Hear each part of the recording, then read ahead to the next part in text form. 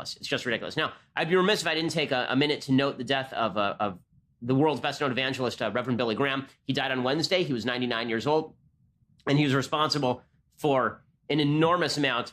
He was responsible for an enormous number of conversions. An enormous number of celebrities came to Christianity through Billy Graham. And Billy Graham was not. The media tried to portray him in many cases this sort of odd Elmer Gantry character. That's not who Billy Graham was. If you ever listened to any of Billy Graham's lectures, it was deeply not only religious stuff, but stuff about self-sacrifice and stuff about responsibility. Billy Graham had a great impact on the world. And this is why when people talk about how religion has had a nasty impact on the world, look at the followers of Billy Graham and ask how many followers of Billy Graham have made their lives better because they followed Billy Graham. There's in the aftermath of tragedy, there's an easy swing toward atheism, agnosticism, the idea that you'd be better off if you didn't believe in God. Better people don't believe in God. That somehow the world would be better if atheism were to rule the roost. We've heard this from thinkers I respect, including Sam Harris and Steven Pinker in the last couple of days. And this is not true for the vast majority of individuals around planet Earth. People who become atheistic are less likely to engage in communal activities. People who become atheistic are less likely to give to charity. People who become atheistic are less likely to engage in the sort of social fabric building that's necessary in order for a thriving society to survive. And that's not even a case for the veracity of Christianity or Judaism that I'm making. This is a case for the social utility of Christianity or Judaism. All the folks who are living in a free and open and good country can thank people like Billy Graham for turning the lives around of many people who would otherwise have led terrible lives. I mean, there are a lot of people who are hell-bent on leading bad lives, and Billy Graham was instrumental in preventing that from happening, as are so many other religious leaders. Now, that doesn't mean that religion is always a force for good. Of course not. It doesn't mean that religion always makes people better. That would be silly.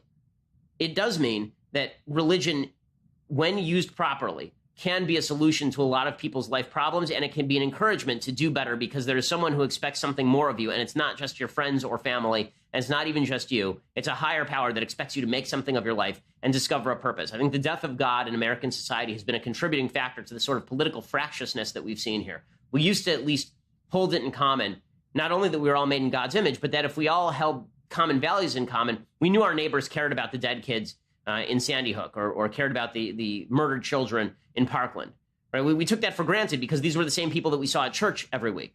These were the same people who were giving to the same charities that we were. But because we've lost that communal space, it's a lot easier to sit in your house and go on Twitter or Facebook and malign people who you've never met because you've never met your neighbors. How many of us have actually met our neighbors? Now, in California, it's become really uncommon. I know that there are still places in the country where you know your neighbors, particularly in small-town America. I grew up in Los Angeles. Knowing your neighbors was not a prereq. One of the things that you see when you drive through different areas of the country, it's really fascinating, is which areas have fences between yards and which don't. So if you go over to Dallas, for example, big city, but if you drive around suburban Dallas, there are no fences between the actual yards.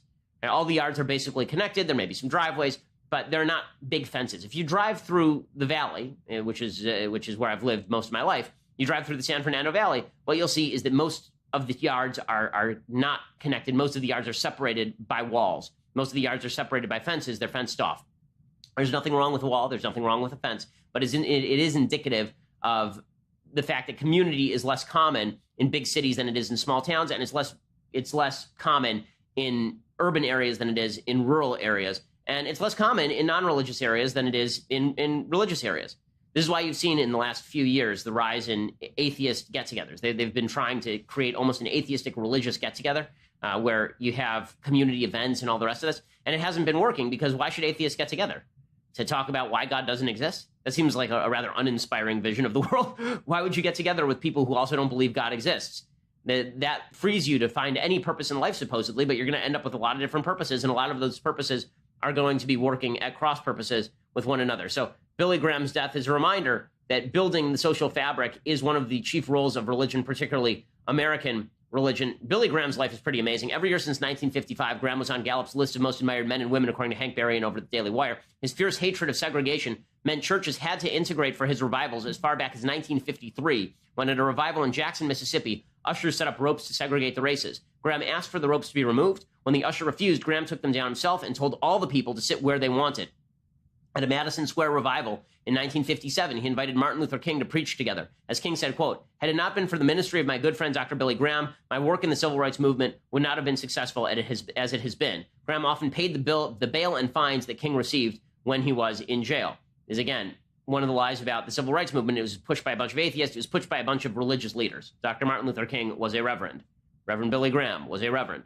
He was born November 7th, 1918, the oldest of 4 children born to Morrow Coffey and William Franklin Graham Sr. He grew up on a dairy farm near Charlotte, North Carolina. As a child, he loved to read books. In 1933, his father forced him and his sister to drink beer until they got sick, which prompted both children to swear off alcohol and drugs for the rest of their lives. Children were raised differently back in 1933. The next year, having seen the evangelist Mordecai Ham, he was converted by him. He went to Bob Jones College in Tennessee, where he was almost expelled, but Jones told him, quote, "At best, all you could amount to would be a poor country Baptist preacher somewhere out in the sticks. You have a voice that pulls. God can use that voice of yours. He can use it mightily."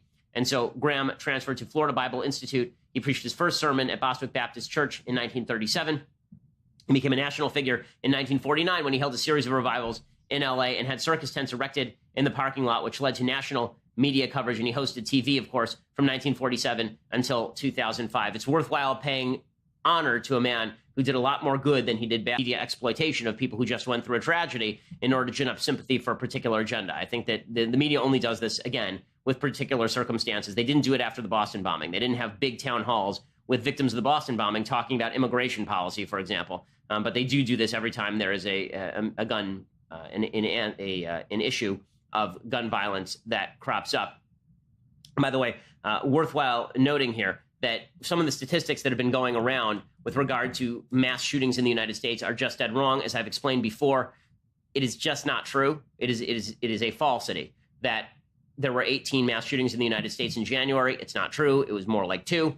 That's horrible, but it's not 18. Also, it's been promoted by the media that the United States is the only advanced country in which mass violence occurs, that mass shootings occur. That is not true. If you actually look per capita, mass shootings, the United States actually comes in 11th. So the way that you calculate that, this is the Crime Prevention Research Center headed by economist John Lott, who's famously the author of More Guns, Less Crime, which has been true in the United States for a while. The gun murder rate has been declining rapidly in the United States for the last 20 years, even though the number of guns in circulation in the United States has been rising rapidly for the last 20 years. John Lott says that the U.S. does not lead the world in mass shootings. In fact, it doesn't even make the top 10 when you measure death rate per million population from mass public shootings. Now, to be fair, there's a fair margin of error here because mass shootings everywhere are pretty rare. When you have a country of 330 million people and let's say 100 people a year are killed in mass shootings, which is very high. That's not high. That number is a lot higher than it actually is in the United States. That recedes into margin of error territory. But if you look at 2009 through 2015, if you look at the top death rate per million people from mass public shootings, it goes Norway, Serbia, France, Macedonia, Albania, Slovakia, Switzerland, Finland, Belgium, Czech Republic, and then the United States. Also, as far as frequency, that is also not true. The U.S. ranks 12th compared to European countries in terms of frequency per capita. Now, per capita matters because the United States is a very large country with a lot of people. And so you're going to have to measure the rate of violence in the United States as opposed to rates of violence per capita in other European countries. So don't buy into the notion that the United States is replete with mass shootings. They're happening every day on every corner. Does that mean that there's nothing we can do to stop it? No, of course it doesn't mean that. I've suggested on this program multiple things we can do, ranging from better security in school situations to the gun violence restraining orders promoted by David French over at National Review, in which family members can apply to the court to have your capacity to buy a gun or own a gun temporarily removed from you if you're a danger to yourself or others. But that's not enough. The left just wants to shout about how everybody who doesn't agree with them is a bad person, and they're not going to stop until that happens. This is a fool's errand for the White House. So the White House is going to hold a listening session with students, according to Sarah Huckabee Sanders. This is because the media have been putting a lot of pressure on the White House, saying, you're not listening to the victims, you're not listening to the victims. Again, I don't remember anybody doing this with Barack Obama and, for example, the victims in Benghazi. I don't remember them doing this with the victims of the Boston bombing. I don't remember the family of the beheaded by ISIS doing this with Barack Obama. But I guess we have to do this with President Trump. Sarah Huckabee Sanders says Trump is actually going to get in a room with a lot of these students and presumably take it from them. Trump is actually good at this. It'll be good for Trump politically. You know, the aftermath probably won't be heavy gun legislation, But it's smart of him politically to get in a room with these kids because Trump, contrary to popular opinion, does have a capacity for sympathy when he is listening to people one-on-one, as virtually everyone who's dealt with him one-on-one will tell you. Here's Sarah Huckabee Sanders announcing this. Tomorrow we will be hosting parents, teachers, and students here at the White House to discuss efforts to ensure safety at our schools. Members of the Parkland community will be attending this listening session, as will individuals who were impacted by past school shootings, including the